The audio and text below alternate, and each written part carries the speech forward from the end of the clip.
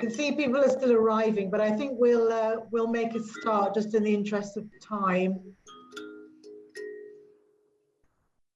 So good morning, good afternoon, or good evening, I guess, depending on where you're joining us from, because we know we have people joining us from around the world. So it's really great to have you with us. Welcome.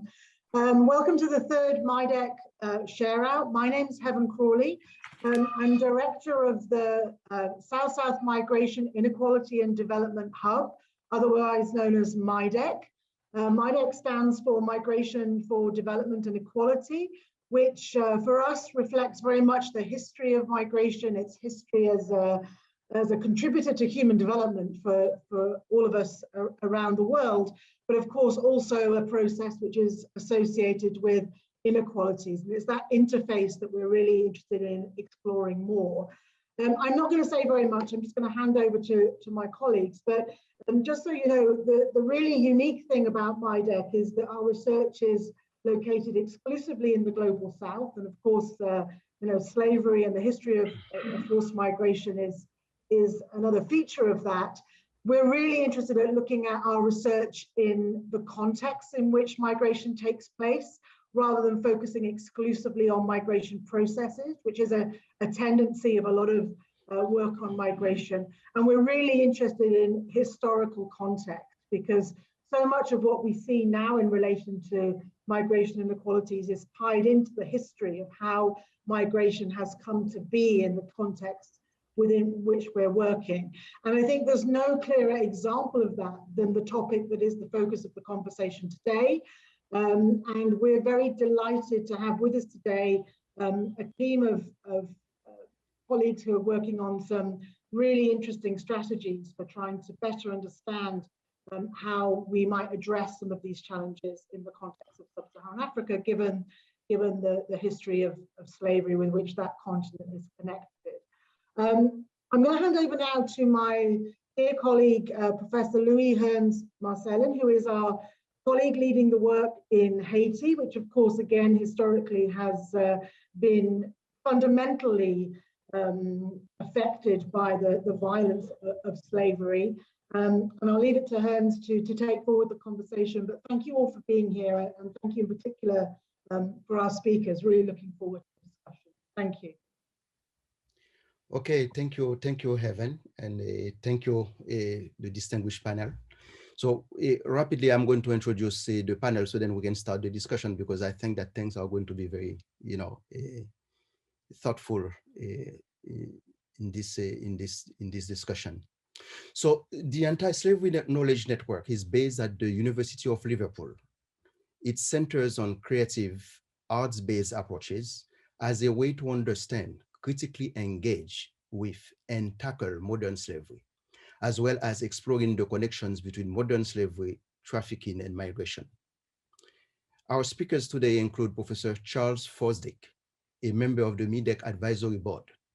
Professor Fosdick is James Barrow Professor of French at the University of Liverpool. He is currently Arts and Humanities Research Council Theme Leadership Fellow for Translating Cultures, a program of over 120 projects focused on translation, interpreting, and multilingualism. And then next we will have Dr. Lennon Mishi, who joined the University of Liverpool as a postdoctoral research associate in the politics department in December 2017. His doctoral work explored the migrant and diasporic experiences of music, identity, and belonging amongst Zimbabweans in London, while foregrounding these experiences as part of the genealogy of African and Black presence and expressive culture in Britain. And Dr. Wendy Asquith is a postdoctoral research associate in the Department of Politics at the University of Liverpool. She is a specialist in interdisciplinary research at the intersection of visual cultural studies, history, and politics, with interest in the cultural histories of humanitarianism, international institutions, post-colonial nationhood, and African diasporas. The discussion today focuses on community-led strategies for creative and heritage-based interventions in sub-Saharan Africa. Professor Charles Fosdick will start with providing an overview of the Anti-Slavery Knowledge Network. And Dr. Lennon Mishi will discuss the arts-based approaches of the Anti-Slavery Knowledge Network. And finally, Dr. Wendy Asquith will talk about art exhibitions in the Anti-Slavery Knowledge Network. So without no further delay, I introduce Professor Charles Fosdick. Thank you very much, Hans. Thank you, Heaven, as well, for your introduction. And we're grateful also to Bendu and Elise for all the work that's gone into helping us put together this presentation and discussion this morning. We are recording the event. We're only recording, though, the presentation part. Once we get into the conversations and discussion after that, the cameras will be off. As Hans said, I'm involved in MIDEQ as well as the Anti-Slavery Knowledge Network. I'm co-chair of the advisory board of MIDEQ. And what I've enjoyed over the past few years is the opportunity to witness and reflect on the intersections between the MIDEQ Hub and the AKN, as we call it, Network Plus project. And I think it's more important than ever at the moment that we should be reflecting on those intersections, the way we amplify each other's work, and demonstrate that across the Global Challenge Research Fund portfolio, when we look at the projects, we really are greater than the sum of our parts. AKN was one of the first of the Network Plus projects. And as you'll see in our presentation, and as Hans has already suggested, the emphasis in our work has been on commissioning new work on the ground, and it's been facilitating co-design and co-creation of, as you can see here, community-led responses to modern slavery in ways that are both drawing on the creative arts and that are heritage-based. The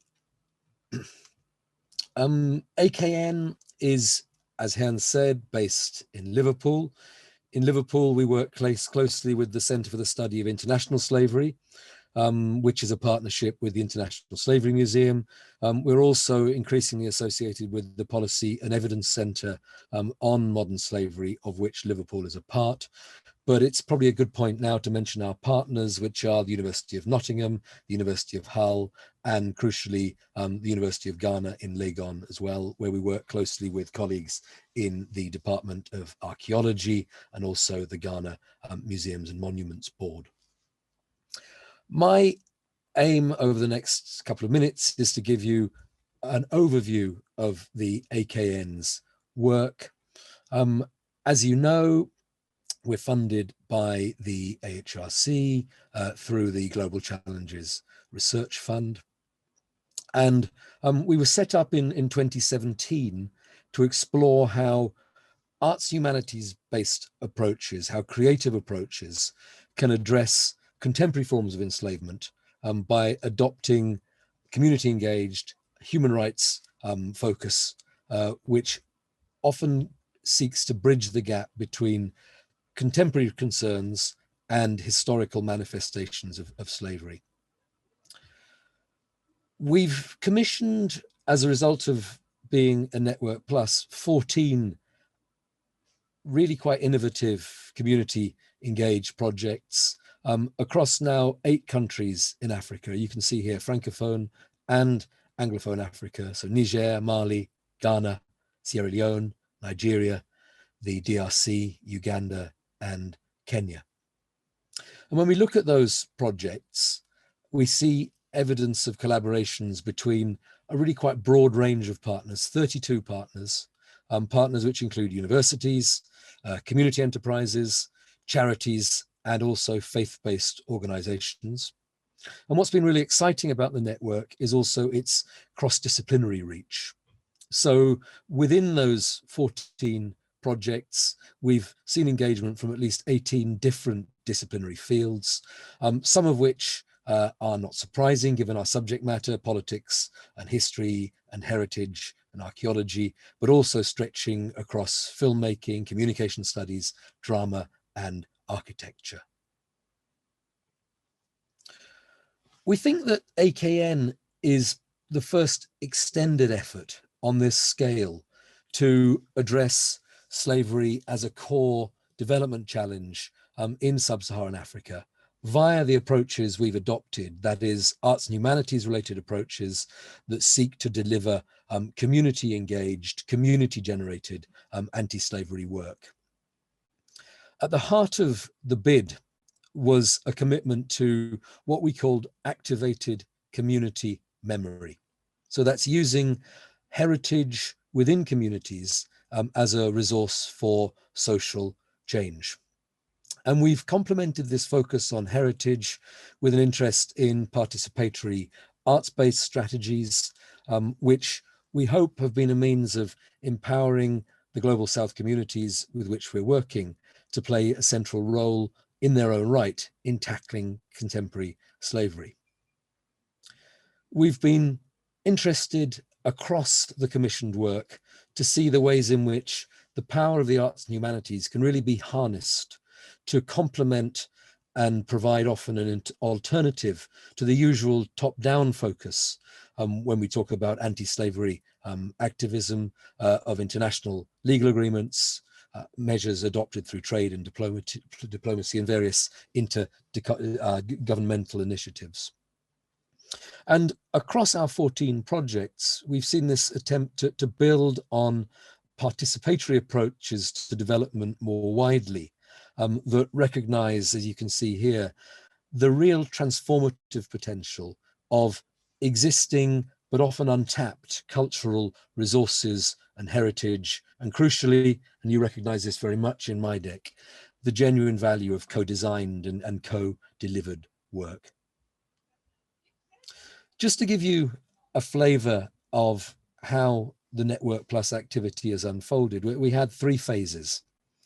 The first phase, we saw our pilot projects, which were partnerships between the core institutions I've mentioned, so Liverpool, Ghana, Nottingham and Hull, working with partner organizations in the DRC, that was with Yole Africa, in Sierra Leone with the Monuments and Relics Commission, and then in Ghana with, as I've mentioned, the Museums and Monuments Board. In that first phase, the projects demonstrated the opportunities afforded by our concept of community activated memory, but also already, and you'll recognize this in MIDEQ, the considerable challenges in developing an equitable approach to partnership. We were particularly interested in exploring the links between project design, ethics, safeguarding, and what was at the heart of AKN, which was a genuinely community-driven approach. And the learning from phase 1 led to the commissioned projects in phase 2. We'll be hearing a little bit more about these later. But here, these were our 8 core, more than 8, our core commission projects in Ghana, the DRC, Niger, Kenya, Nigeria, Uganda, and Mali, which ranged across a variety of creative practices, walking tours, the creation of graphic novels, architectural design, and crucially also engaged with a variety of forms of modern slavery, in most cases, as I've said, looking at the intersections of the contemporary with the historical. We're now reaching the end of the network. We're in this final phase of synthesis and evaluation, very much underway. Wendy and Lennon are working closely on our plans for events and an exhibition about which Wendy will say something in a moment, looking at the sustainability of the collaborations we've developed and the partnerships we've forged. And it's probably worth saying at this stage that in this final phase, we're looking in particular at working with a range of stakeholders, continuing to operate with civil society, which was central to our commission projects, also though looking more widely at policymakers and also the heritage and education sector. So that's an overview of our work. I'm going to ask Bendu now to share a few minutes of a video we have on the AKN before passing over to Lennon to say a little bit more in detail about our work in arts-based methods. But thanks for following so far.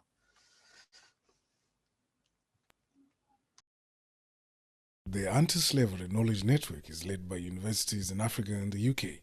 It supports research and innovative and impactful work to address exploitation and contemporary slavery in Africa using approaches from the arts and humanities. Thanks to funding from the UK's Arts and Humanities Research Council and the Global Challenges Research Fund, we have commissioned and supported a range of research projects. Together, we aim to grow our network and explore how approaches from the arts and humanities can address contemporary forms of enslavement by adopting a community-engaged, human rights focus that delivers development impacts. This film highlights a sample of this work through audio and visual recordings of projects, including a selection of the outputs and reflections from those involved in the research. For more detail on these and all other projects we're working on, please visit our webpage.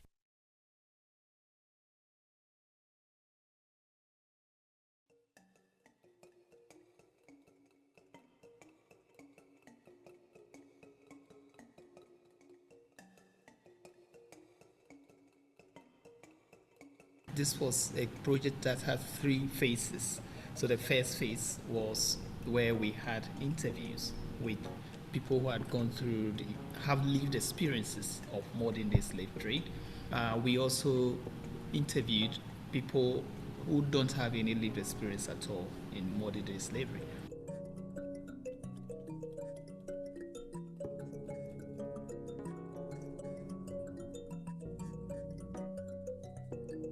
When you mention slavery, what comes in mind are people in chains and in shackles. But the reason why people are saying slavery doesn't happen or modern day slavery is not feasible. It's more of like exploitation, exploring people. And exploitation can be found in so many ways.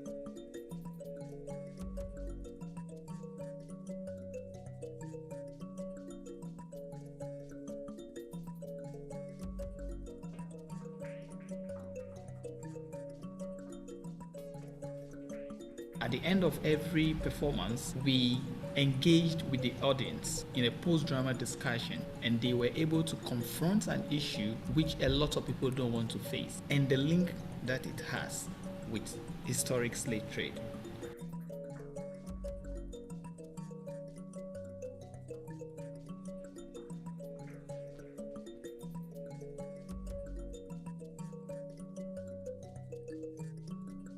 Was a third phase which we were able to identify historic sites that are related to Jamestown, but a lot of people don't know.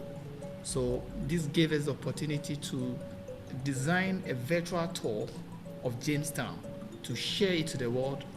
By so doing, the knowledge is disseminated for a larger group of people.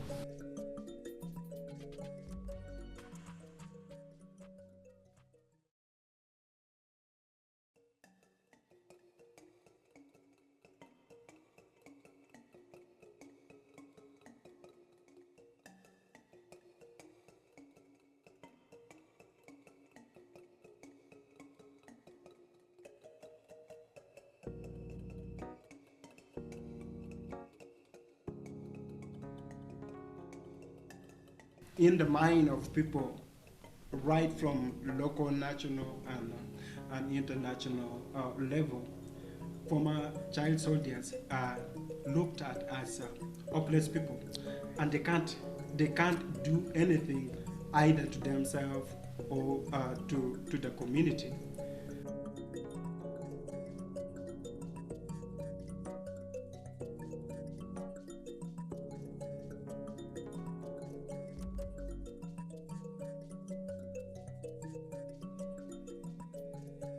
it's a local organization. More particularly, it's designed and being run by former child soldiers themselves. I am a former child soldier, so the organization was designed by us. We know what they want. So this create a very good ground for them to have no doubt. We were looking at some key outputs. Of course, one is the cultural festival, which actually has managed to get on board a lot of community members and former child soldiers in a participatory nature.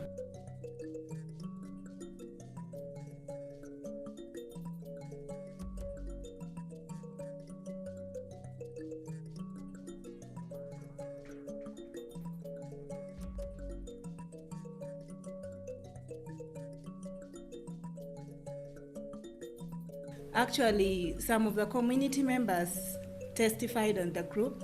They said, yeah, we thought this group was going nowhere.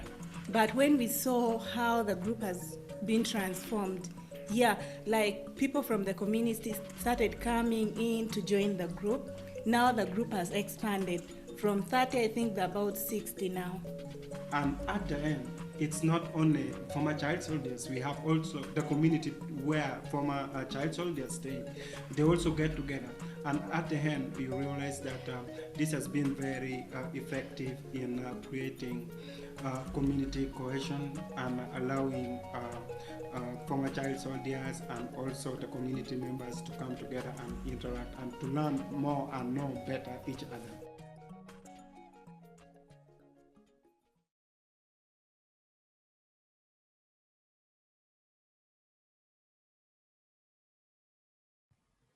Thank you very much for sharing that, Bendu.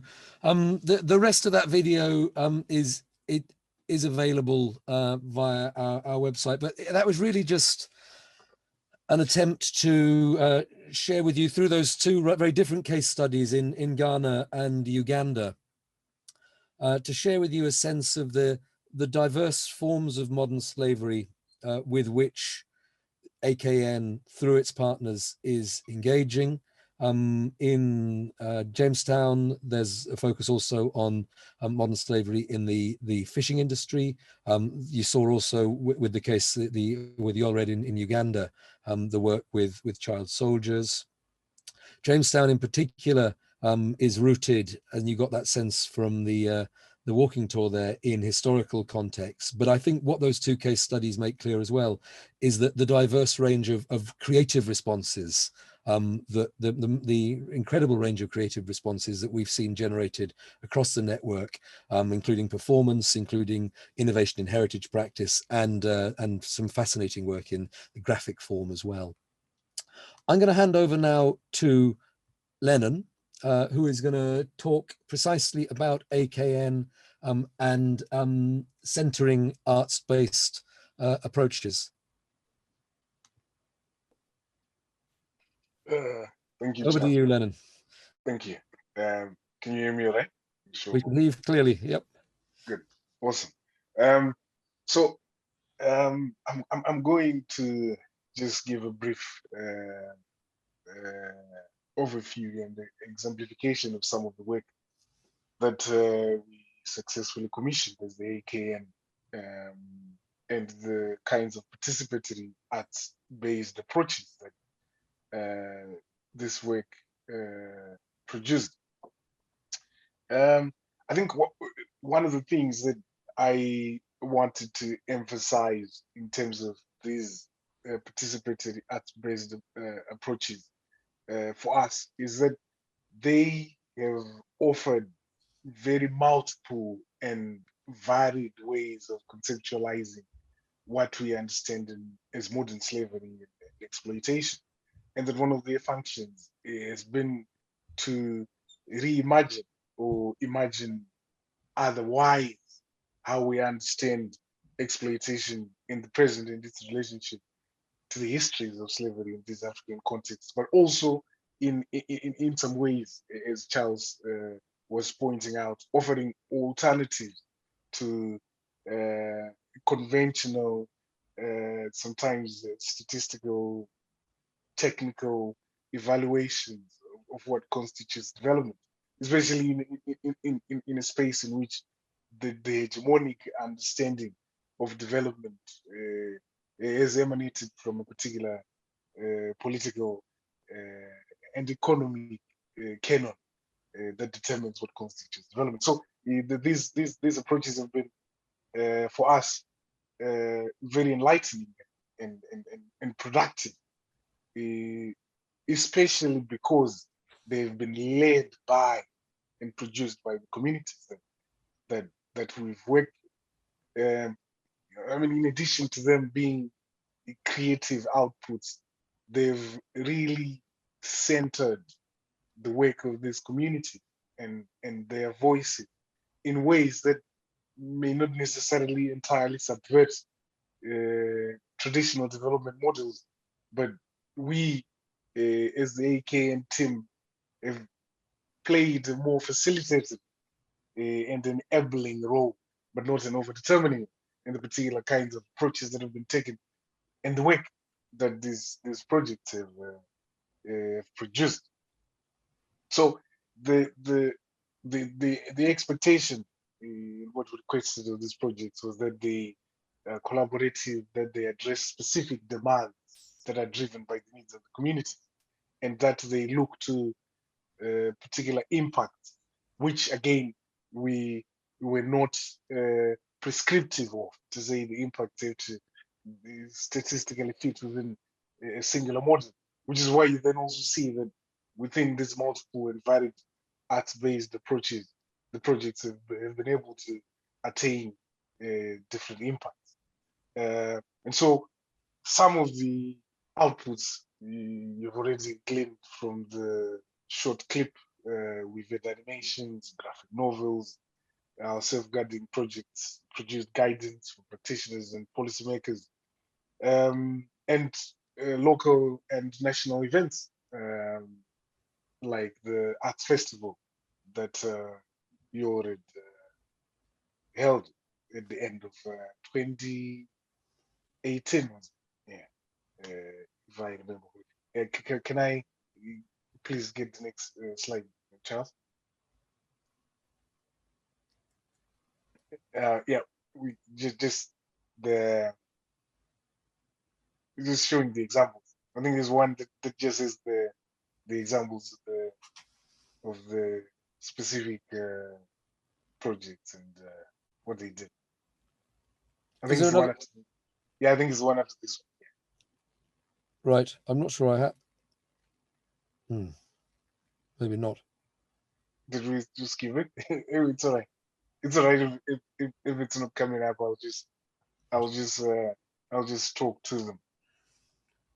So, part of what I wanted to point out in the specific examples of the arts-based projects that we undertook was how these projects posed very pertinent questions around how we study and explore questions of exploitation historically in the present. This is a question of method. And these participating arts-based approaches offered a different methodological and design space in which to make a contribution to the current conversation around exploitation, partly because they, as your project showed, humanize the participants and refuse the relationships of power and hierarchy that sometimes have characterized these forms of research and global partnerships. But in a very important sense, they also force us to ask questions around how we share and relate to each other, both on the basis of the kinds of work that we're doing, but also at a global and planetary level, what it means to share the world and confront these global challenges is evidence of how connected we are. So with due considerations of the specificities of contexts and the particular histories that produce the experience of exploitation, they constantly remind us of how connected the questions of exploitation are across context and geography. I think some of the elements I would respond to when I talk about the relationship between migration and modern slavery in brief. But just to say that the work that has been done so far, we see not as an end in itself, but we would like to think of it more as a beginning, as an opportunity to build both on existing community resources and capacities, but also as a way of widening the particular kinds of arts-based approaches and methods, as well as confronting exploitation in a more complex and considered way that doesn't reproduce historically linear and sometimes colonial modes of research and collaboration. But I'll stop there now, and then I can come back to some of the issues when talk about migration. Thank you. Thank you very much, Lennon. We're going to pass over to Wendy now to speak specifically about one of our phase 3 activities, which is the development of an online exhibition. Wendy, over to you.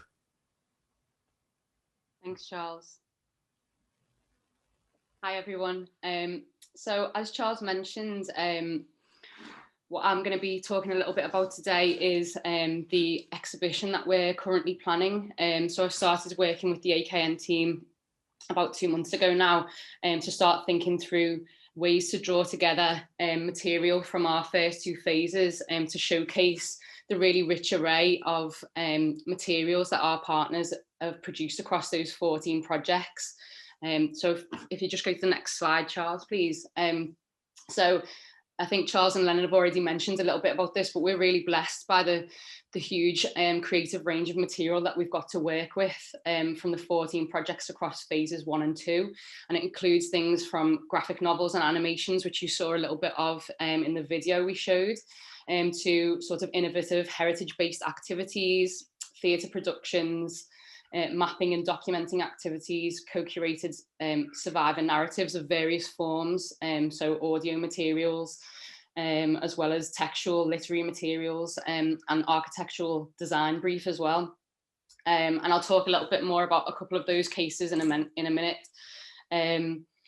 What the key real function of the exhibition is to from the outset was to reconnect with the participant communities that we've worked with across the 14 projects and phases 1 and 2. So reconnecting with those participant communities across sub-Saharan Africa. And the initial idea was to do that through a physical traveling exhibition. And obviously in the context of COVID-19, we've had to rethink that and are now working with a digital model, which obviously has some accessibility issues. And we're sort of going back to all of our partners at the moment to talk through ways in which to try and make this new format as accessible as possible to our participant communities, and thinking through strategies like a WhatsApp communication strategy to run alongside our online exhibition, for example, as a way to try and get over some of those accessibility issues for some groups who we know would struggle to access a sort of data-rich website. The second key group that we're trying to connect with is sharing the findings from each project across the different 14 project groups. So to really use that network model to share findings and to share creative outputs and approaches across the different projects. And then the third key set of audience that we want to sort of reach and inform are policymakers, development workers and researchers at both national and international levels and in different sectors, so government, NGOs and intergovernmental sector as well. If we just go to the next slide, thanks, Charles. So the way to give you a sort of sense of the way in which we're going to try and structure and sort of bring together this really rich range of material, we've developed a series of core cross-cutting themes that will allow us to cluster material together in ways that speak to debates that have come up within each of the projects. So we've got these three really broad, deliberately broad themes that allow us to speak to a range of debates, the seeing, listening and remembering. And I'm just going to talk through a little bit about the seeing theme to give you an example of how those will work. So with the seeing theme, that allows us to speak to debates on the visibility of modern slavery and human trafficking in communities and societies where it might be a taboo or politically suppressed for various reasons. So it allows us to speak to that element of hiddenness, but it also allows us to speak to the ways in which modern slavery and human trafficking can be productively visualized. So the exhibition would, for example, in this strand, celebrate how visual materials can be transformative using examples from our projects. So we can celebrate how visual materials can connect communities with causes, can break taboos, can raise awareness, and can have a powerful, effective impact that can compel a response. But we also are very aware and want to acknowledge and discuss the ways in which visual tools can cause harm and can spread misinformation. So an obvious example there would be photography's particularly fraught history in campaigning and sort of intersection with the history of humanitarian campaigning. So obviously in that media, there are visual vocabularies that can re-victimize, that can re-exploit and disempower. Or can celebrate saviorism. So we want to sort of highlight, and through our projects, these are key debates that have been connected with. We want to highlight the ways in which approaches must be ethically informed, must be survivor-centred and led where possible, and must be locally rooted. So if you just go to the next slide, I'm going to talk through a couple of examples of how our projects have connected with some of these debates. So we've already seen a little bit about this project in the video that was shown. So one of our projects in phase 2 was the Hidden Histories project based in Accra in Ghana. And material from this project would be represented in both our seeing and remembering strands. And this project was a partnership between Jamestown Walking Tours, Jamestown Community Theatre and the University of West Scotland. And it's had a number of strands of project activities and findings with a range of impacts, as you saw in the video. So there's been both a mapping of historical heritage sites related to histories of enslavement, but also a mapping of modern slavery sites and trafficking routes which have been enabled by those discussions of historic and heritage sites. Those heritage sites have been documented and a virtual tour produced, and you can see an image, a still from that virtual tour, showing our colleague Ni Korti from Jamestown Walking Tours at Fort Vicente, one of the key heritage sites that they tour within that virtual tour. They've also conducted a series of theatre performances based on interviews that they conducted, so an amalgamation of survivor experiences, which has enabled them to produce a theatre performance about modern slavery and human trafficking, particularly as it relates to the Jamestown context. And they've used that performance with local community groups, but also toured it around local schools and used post-performance dialogue as an opportunity to break taboos and encourage discussion. And that dynamic has enabled them to actually identify Jamestown as a trafficking hotspot, and both a place of recruitment and a place in which human trafficking traverses the area in a way that hasn't been actually picked up and identified by at the intergovernmental level by organisations like the ILO. So it's a really kind of crucial. This project shows how these creative interventions can add granular detail to some of the sort of more international high-level data gathering. Something else that this project has done is spoken to issues around safeguarding practice and methods. So one strand of our work has been to go to project partners and ask them to discuss issues that are key to successful international development initiatives. Obviously safeguarding is an important issue, but what we asked our project partners to do was to think through the issues around safeguarding and define those themselves. So some of the things that came back from this project were revealing issues around a lack of survivor support for rehabilitation and reintegration in Jamestown, so a lack of infrastructure. And they also talked about a safeguarding issue in terms of actually the concept of child slavery being unclear in a Ghanaian culture that normalizes children working to support families, which leaves children at risk. So some really interesting insights come up there where we go to project partners and actually allow them to define key terms. If we just go to the next slide, Charles, thanks. So a second case study that I'll just quickly run through is the VO Merin project, which is based in Ibadan, Nigeria. It stands for Voices and Images of Migration, Exploitation, Reintegration and Emancipation. It's a partnership between De Montfort, University of Ibadan, University of Leicester and Samuel Ayoram Foundation. And one of the key project activities here was initially the setup of the Nigerian Literary and Arts Anti-Slavery Collective. And what's quite innovative about this project is the way in which it's partnered this collective of artists with a group of returnee migrants, which includes human trafficking and modern slavery survivors, but is a sort of broader group. And so those artists and survivors working together have discussed survivors' experiences and then co-produced a range of creative artworks, both visual arts and literary works, co-devised and produced.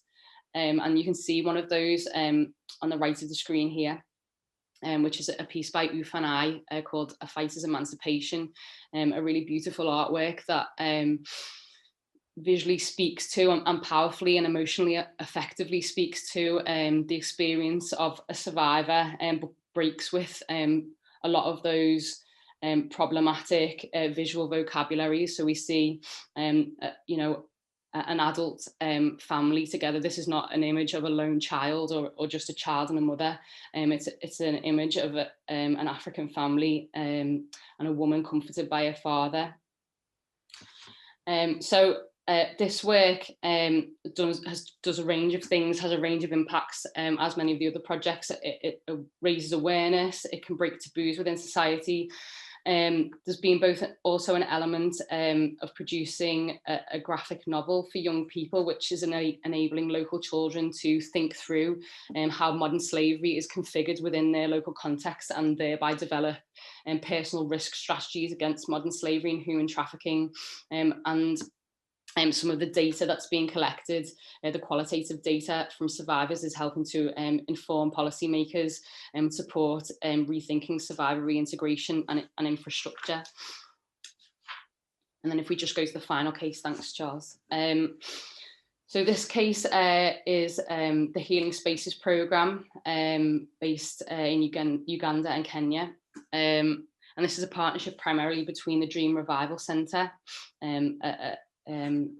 a centre for rehabilitation for survivors of human trafficking based in Uganda, and MIDEQ Studio, which is an architectural design company.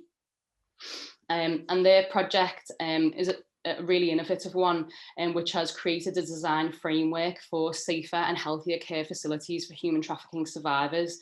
So the project has worked with survivors at the Dream Revival Centre, but also a couple of other partner sites, and has collected survivor testimonies in a number of different creative ways. So there were some traditional focus groups and interviews, but also arts-based methods were used, including dance and drama performance, post-performance dialogues again, and sketch interviews in which survivors could talk through the ways in which the spaces within the centres that they inhabited, how those affected them day to day, how various architectural details, light, sonic dimensions of the space, and how those impacted on their rehabilitation process.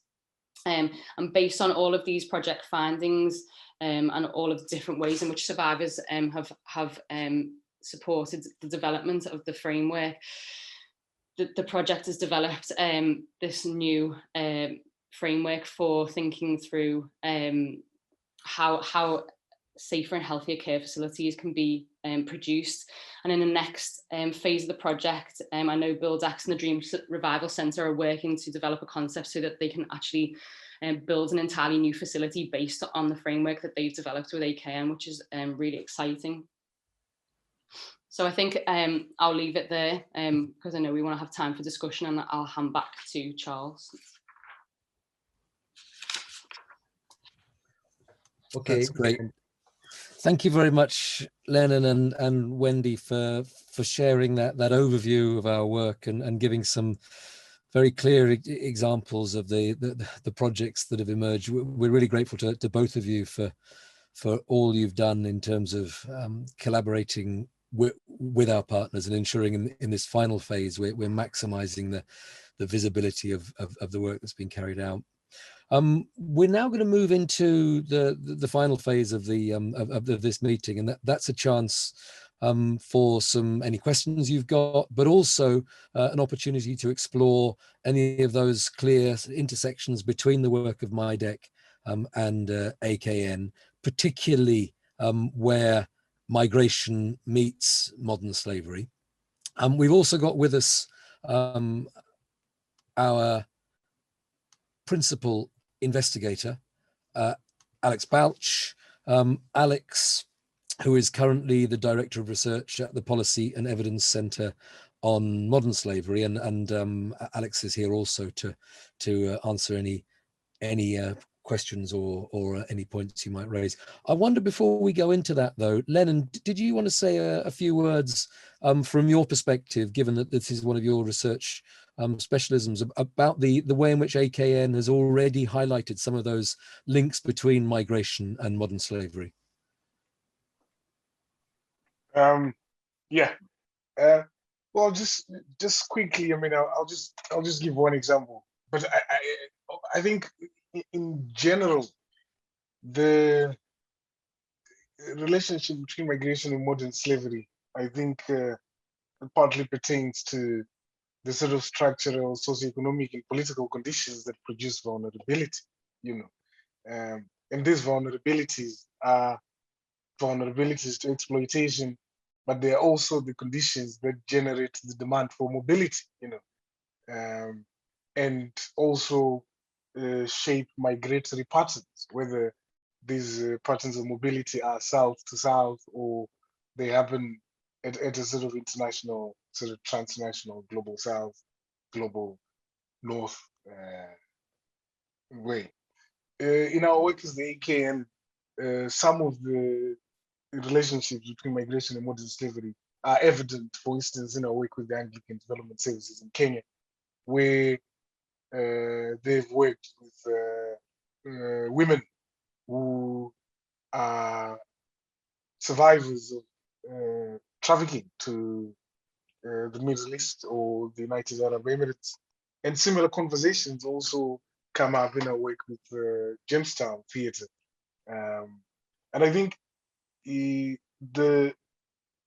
question around what kinds of mobility are hindered or enabled in relation to particular kinds of exploitation is pertinent, especially in this moment, whether that is in sort of international sense or in the UK in the aftermath of the shifts to legislation, and helping us think about the sort of the biopolitics of the governance regimes of mobility and the politics of disposability. Who moves, who doesn't, and why. But I mean, just in a sort of general sense, maybe just I mean, we would be aware of the recent changes to some of the immigration regulations and support to survivors of trafficking and exploitation in the UK. But of course, similar questions around those different countries, especially in the context of the pandemic and particular politics of confinement, abandonment, and restriction, which define the pandemic, but it existed outside. So, but I'll just sort of stop there now. Charles, before we move forward, I wanted to, to point out on some very key important points in all of your presentations here that really struck me. And I mean, the word collaboration comes a lot. And in fact, the whole process, network, etc.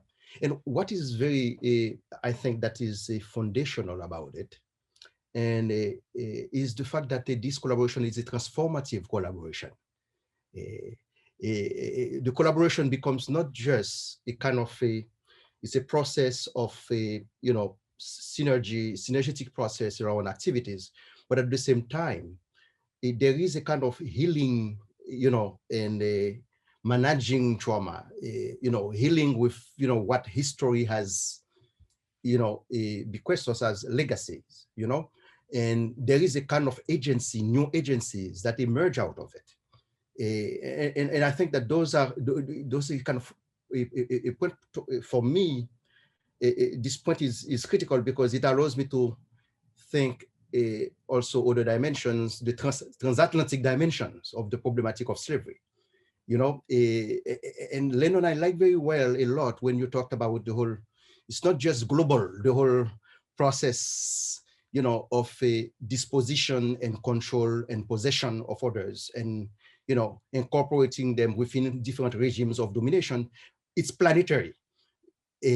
Of course, the difference, of course, means that it's not just about those economic stuff that historically leads to colonization, etc., at the global level, but also planetary in terms of this affects environment. How do you inhabit the world? Can you inhabit the world? What kind of people has the right to exist and inhabit the world? So those are consequences, intellectual, but also practical consequences for a lot of people. And I think that those are points that we need to, to keep in mind in our reflections. And if you don't mind, also, remember, I'm talking from the other side of the other end of this process, right? When, for example, when the went to portray all those kind of activities and elements and implementations that are being done in certain sites in Africa, and it makes me think about the way we have been also in the Americas, how we have been the footprint of this process, of slavery, in what it has left, as a historical contemporary. It's not something far away. We cannot even fantasize about slavery. It's yesterday for us. Yesterday, for example, in the United States, we started the process, the judgment of George Floyd. I don't know if you guys are aware of this. And through the press reviews, to all those reports about Floyd, one of the key things that people, of course, pay attention is the fact that the police officer put his knees quietly, calmly, with no worries, on something called, it's a body. It's just something that doesn't belong. That form of violence that is so excruciating, questions whether or not you can possess yourself, the whole idea of sovereignty of the body, the sovereignty of yourself in a society, post-slave society that has been built and constructed around precise possession. And I'm in the States, but at the same time, I'm thinking about Haiti. Heaven mentioned at the beginning the whole problem of violence, that is recurrent to Haiti, and that's what you hear about out there, and we live by that. And then what is it about that? It's exactly about how do we repossess the nation? How do we create, we think we inhabit the nation? And if we cannot inhabit the nation, we fly away under very dire circumstances. So there's our connections, migration and slavery. We cannot inhabit. Can we inhabit the world? Under what conditions? Particular groups and particular processes that have generated particular vulnerable bodies can inhabit, can say that, can claim sovereignty of space and time and discourses and analysis and narratives, you know, and so forth and so on. So your point here, you know, challenges, I mean, your efforts here, what we are doing there, you know, help us challenge a lot what we are thinking about doing. In fact, you know, from the MIDEQ side, I was thinking about, you know, layers of collaboration with your activities, for example, you know, to connect those transatlantic stories, you know, those transatlantic responses, you know, about how the continuity and the contemporaneity of, you know, of the issues we are talking. They are not historic. Again, as you, all of you have, you know, mentioned, and particularly, I think that also Wendy at the end when you mentioned, you know, those sites and how people deal with these stories, with these challenges and respond, community mechanisms to respond to these things. It brings to bear the whole question about, you know, what kind of transformative collaborations that can lead to reproblematizing, you know, the kind of trauma, historical trauma that is contemporaneous, that we are living with, you know, that we need. So I just wanted to, you know, pinpoint on so many important venues in these rich presentations you fellows have done. And really seriously, I think that MIDEQ should go again, you know, in a very short time, if we can go back again to see in your process of synthesis, you know, what can you restitute to us in the meantime, you know, in what you are gathering as a kind of synthesis in the process. Those are not questions, those are pointers for global audiences in our audience, and for you and for everybody. So, and I hope that if we can, you know, take the conversation from there.